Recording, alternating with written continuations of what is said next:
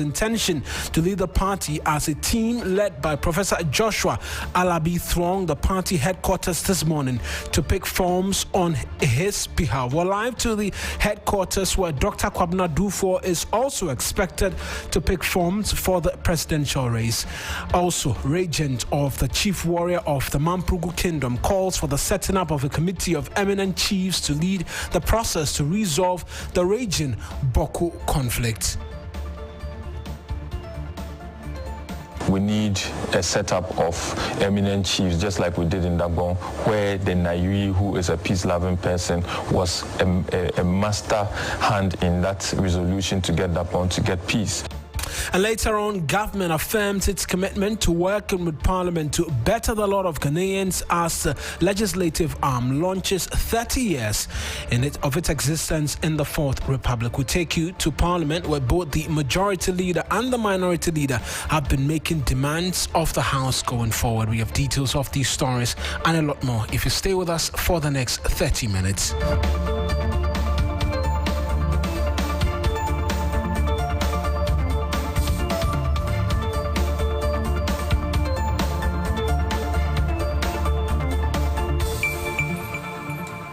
A pleasure that you could be a part of this afternoon's bulletin. I am Eric Mawina Egbeta, and the bulletin is streaming live on Facebook and on Twitter as well as on YouTube on 3FM927. That's our various social media handles. Let's get into the details now, because the opposition National Democratic Congress has opened nominations for the election of its presidential and parliamentary candidates for the 2024 general elections. It follows what has been a reorganization process by the party towards its bid to win the general elections, with new set of national executives elected as well.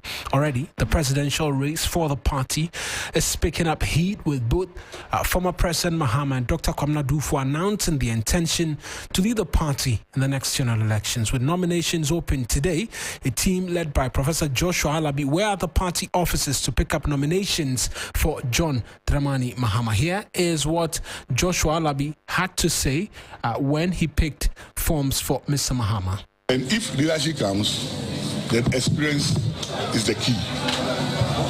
One who has done it before, and one who is very humble, one who shows love to the people, and one who believes in people-centered policies. I'm very confident that come 2024 December, all these structures, election last year, and it's time for us to come out with the leadership. The flag bearer who will lead us to the 2024 election. Ghanaians are not only asking for the NDC to come back, but they are asking for a well-experienced leader. In this game, the current economic crisis in this country, leadership counts. Two keywords: leadership counts. And if leadership comes, then experience is the key. One who has done it before, and one who is very humble, one who shows love to the people, and one who believes in people-centered policies.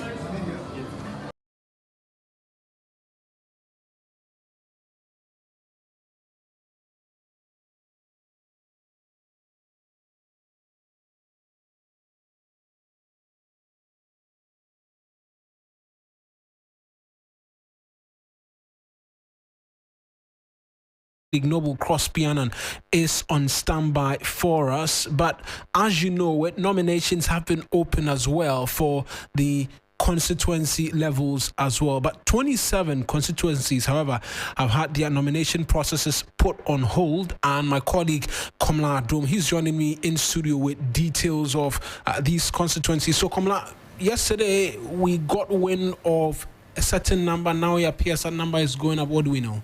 Well, Mawina, yesterday, per the statement issued by the party when they were announcing the opening of the opportunity for people to pick forms for the parliamentary and presidential primaries, they stated that 23 areas were on hold. But in the last few hours, the party has issued a statement indicating 4 more have been added. So together making it 27 constituencies that currently have been put on hold. The party says the Functional Executive Committee decided to take this decision. However, they did not say when this will be lifted so they can go ahead and pick the nomination. So I'll quickly run through some of the constituencies that have been affected. Let me begin with those that were just added in the last few hours. We have Gomoa East, we have the Akontombra area, we have Binduri and the Odudu constituency. These are the new constituencies that were added to the 23 that were put on hold sometime yesterday, and those include Ayawaso Central, Amasamana Franklin South, Akwetia is included. There's also Efutu, Gomoa Central, Amenfi East, Evaluate Guira is also here. We also have Asen North, and then there's Pusiga and Takwan Shayim also. And for those who are interested in some of the areas, we also have Bosome Freho, which is where the education minister is MP for. There's also Asante Akim Central. There's Mansu Edubia, Menchia South, Subing, and Fomina. Fomina, has been, a melting pot of so many activities that has also been put on hold. And then there's Setrafan Plains, Ahafano North, Adansia Sokwa, where Katie Hammond is currently MP for, Ayin Siano, and Takwa Inshayim. Right then, that's my colleague Komladum running us through the 27 constituencies where the party primaries have been put on hold.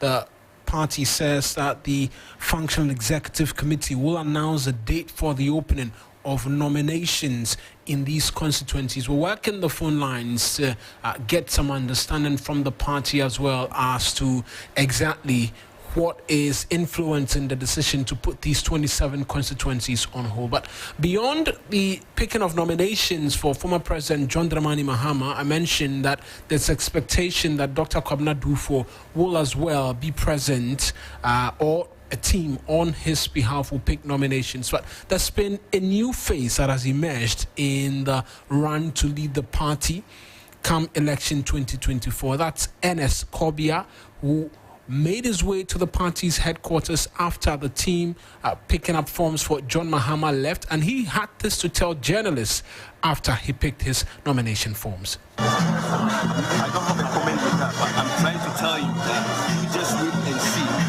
A little man bring changes to the nation, and then everyone will sing forever. Some say this is just an attempt for you to establish your presence. How true is that? So some say this is an attempt for you to establish your presence in the NDC for future maybe positions or other, I'm here to stand and build a new Ghana. I'm not here for future. I'm here for now. I'm here for today. That is what we need to do. So that's Ernest Kobia. He is one of the new individuals wanting to lead the NDC come elections 2024. And my colleague Noble Crosby, and he's speaking to Kakre Samoa, who's one of the communications individuals of the opposition National Democratic Congress. Let's just take a listen in. Flanking, if you like, Professor Alabi when was picking the forms. Does that not, jeopardize in a way the level playing ground of the NDC in the nominations as they want to become presidential aspirants? My understanding is that they came in their personal capacities, and that their presence here does not necessarily mean that they have committed their regions to the cause of the candidate that they support. And insofar as they came in their personal capacities, they are very well within their rights to do what they did. So they are not representing their various regions or constituencies? No, I don't think so, because whatever happens under our constitution, even if only one candidate files, there will be elections. So there will be elections in those regions whose chairman came here and threw their weight behind one aspirant. So we don't see any violation of the rules whatsoever. There was a surprising face, Mr. Kobia, who also came to pick nomination forms. Does the party know? Do you know him personally? What positions has he occupied in the NDC? No, I don't know him. Yes, he's a surprise, but the party is a very large, vibrant national party, and we expect more surprises. Why not? Being the leader of this country is a very distinguished position, and I think that there are many people who are fitter and better than what we have experienced in the past 6 years. So we expect them to come along. If they satisfy our conditions, they satisfy the provisions for the 1992 National Constitution, why not? They will participate in our primaries slated for 13th May 2023, if by the grace of God any one of them wins, so be it. We shall present that person in the general elections of 2024 December. So briefly, before you take leave of us, after the picking of the nomination forms, what next from the election committee of the NDC and for the aspirants themselves? The election committee, we work behind the scenes. This is one of our public functions. That's why you see me here and I'm even talking here. But what will happen generally is that these aspirants will go and fill their forms and bring them back in exactly a month's time. And then another committee called the vetting committee will vet their forms and vet their suitability for the positions that they say they want to occupy. And then if they pass through the vetting process successfully, they will be put forward either as parliamentary candidates in the constituencies or presidential aspirants for the delegates who will number over 300,000 to vote for each one that they think is fit to be the presidential candidate for the NDC in the 2024 elections. And when that person wins, we shall present him. That's Kakra Isamwa speaking to my colleague Noble Crosby Annan. He's the Director of Communications of the NDC, and we will continue here to provide details as and when they come through from the party's headquarters. But let's switch our attentions now from this and the regent of the chief warrior of the Mamprugu Kingdom, Kanbona Bandana and Zim Wusa Mangas, called for a concerted effort to bring an end to the Boko conflict. According to him, there's a need to constitute a team of eminent chiefs to lead the peace process in Mamprugu and find a lasting resolution to the conflict in Boko. There have been simmering tensions between the Mamprugu Kingdom and the Kusasa state over the Boko skin. Tension escalated this week after a high court issued an order for the arrest of the overlord of Mamprugu, Na Bohugu Mahimi Sheriga II, over the enskinment of a rival Boko Naba. Things got out of hand when youth in the area were protesting. The move went on rampage, ransacking the police station and the NPP Northeast Regional Office. So the court order has since been revoked. Tension remains high in the area. And speaking on Ghana Tonight with Alfred Kansi, the regent of the chief warrior of Mamprugu, who doubles as the chief of Langbinsi, said cool heads must prevail. And we'll hear from him shortly. We can take a listen to him now. For me, anything that has to do with violence I become jittery with violence, especially because violence that attacks innocent people or innocent people become vulnerable to these attacks. Women and children suffer in all these things. As a young person, having seen what happened yesterday and few days and all that has been happening in Boko, I think that we need to rise up as young people and speak to each other so that we calm nerves down, because it's not leading us to a very good destination, and we have to rise up and call everyone on deck to, let's find a way to resolve what's going on in and around us in Mamprugu. I've been engaging a number of security analysts and sociologists who have been making proposals as to what should be done in charting the path to lasting peace in Boko, Narerugu, and all these areas. But for you, being there, what should you, or what should be considered in talking about any process for lasting peace in Narerugu and Boko and these developments that we have seen? Violence. Okay, so especially because violence if you follow the news as well, people or innocent people become vulnerable to these attacks.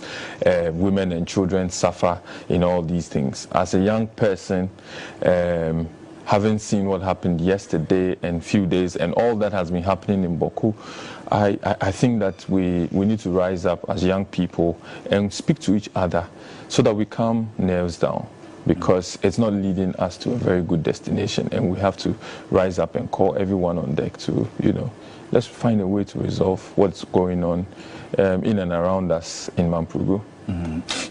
I've been engaging a number of security analysts and sociologists who have been making proposals as to what should be done in charting the path to lasting peace in Boko, Nararugu, and all these areas. Kambona, Bandana, and Zim Usamanga speaking to Alfred the Country. We're going to stay on this just a while longer because the former Deputy Minister for Transport, Titus Glover, has hinted that the presidency has begun conversations on measures to restore peace at Boko, and he spoke on TV3's New Day.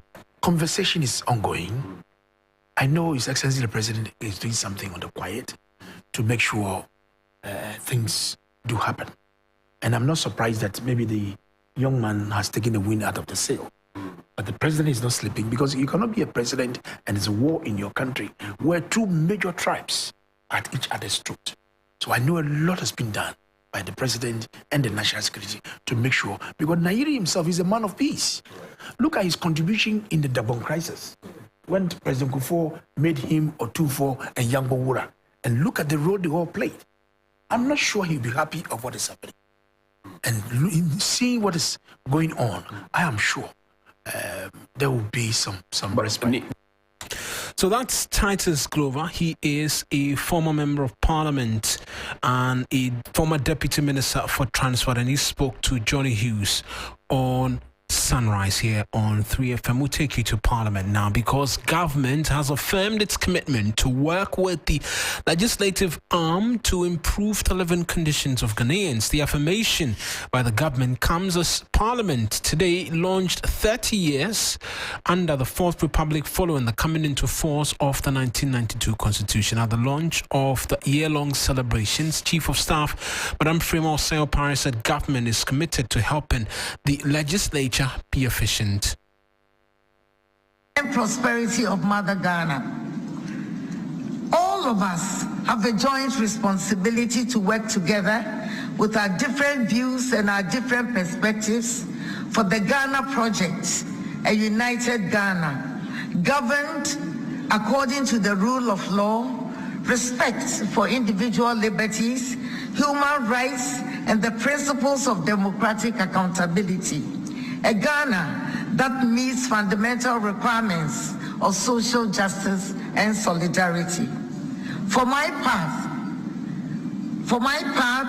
I have an unshakable faith in the boundless prospects of Ghana's future, and we will work for it, the radiance of the Black Star.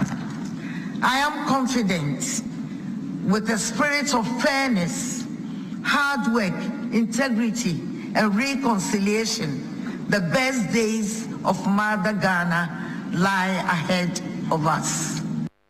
That's the Chief of Staff, Madam Frema Osei-Opare, and for Minority Leader Dr. Kesalato Forson, the majority side of the legislature must not shun their oversight responsibility, leaving just the minority side to it. We are elected to represent our people, and we cannot fail them in that regard. Mr. Speaker, whereas Parliament is an institution, performs legislative, financial, legislative, deliberative, representational, and oversight roles.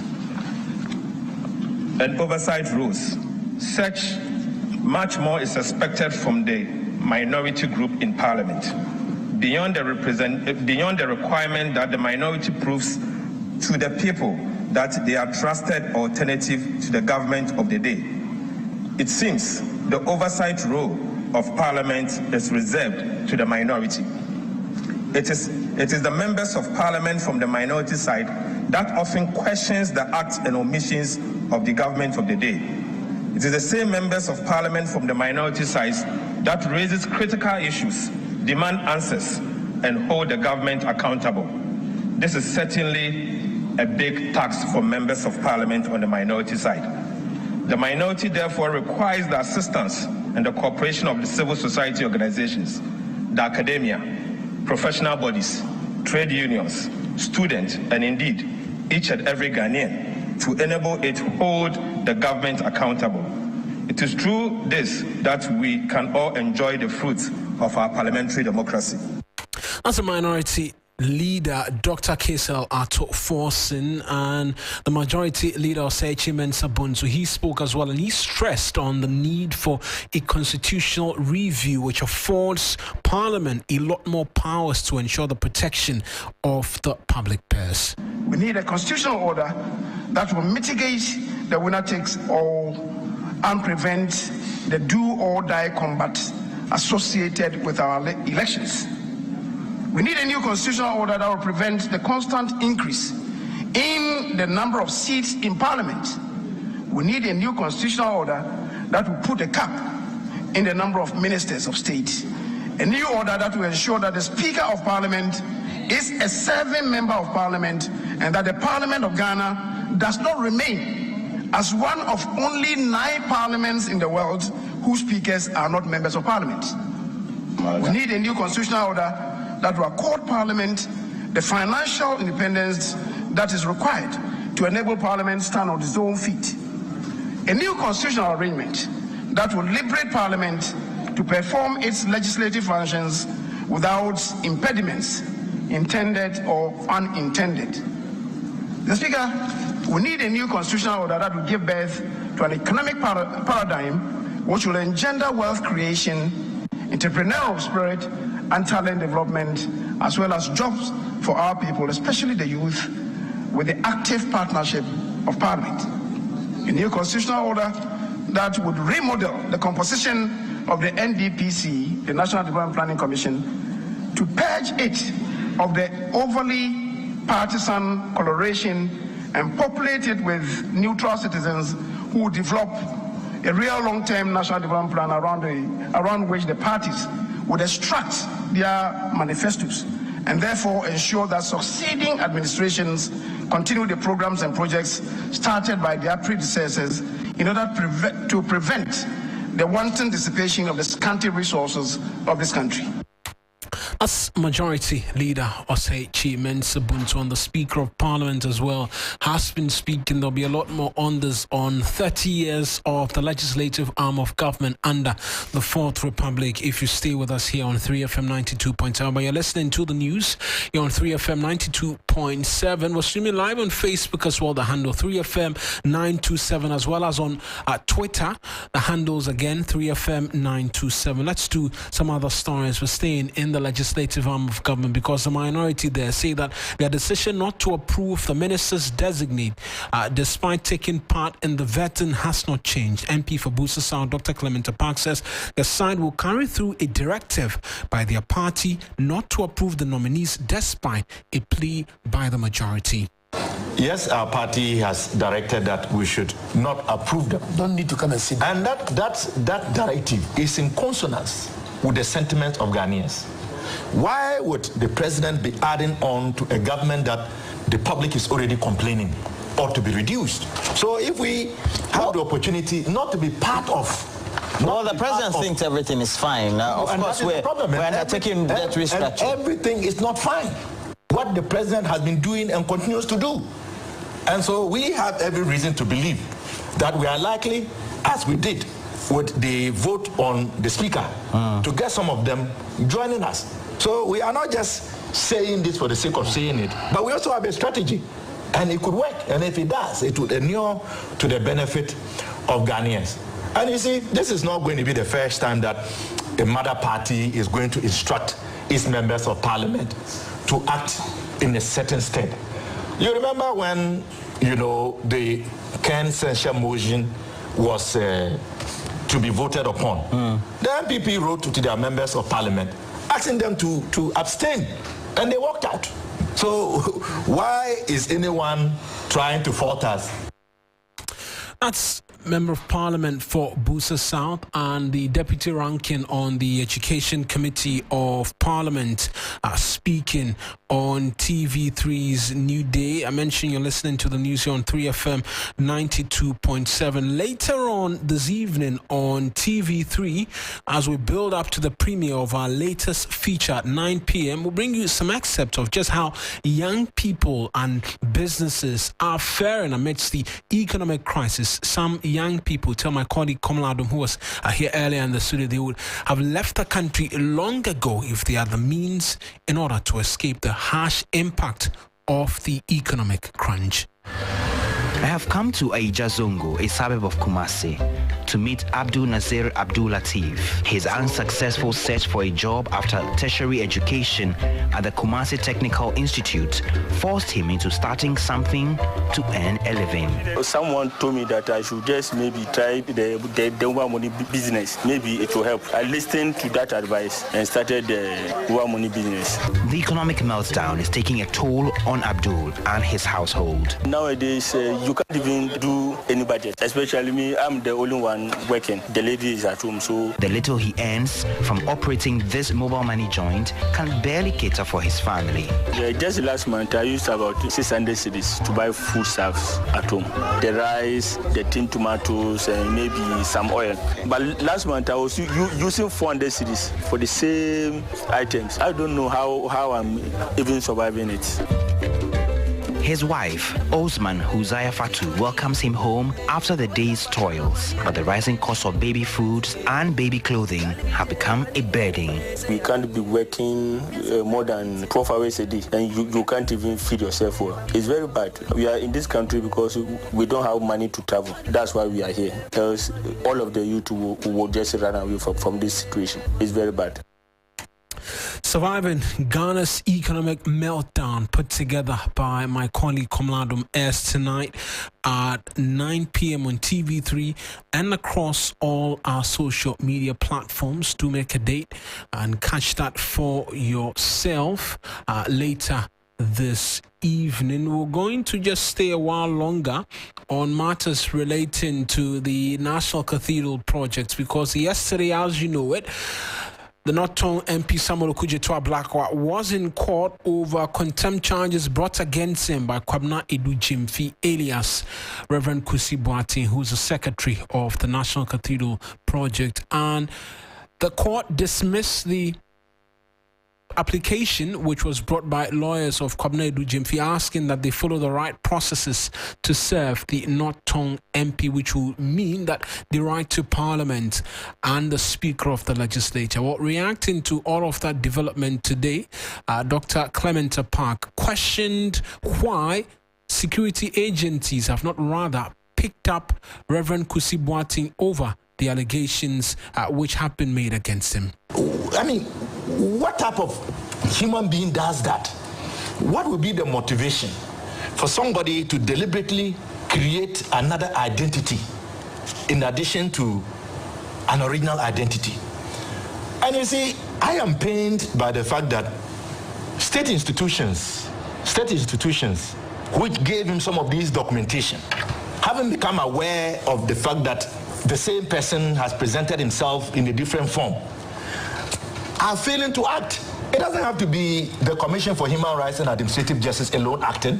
The institution that gave him the 2 tin numbers, is it right by their own laws for one individual to have 2 tin numbers? Is it right for one person to have 2 passports?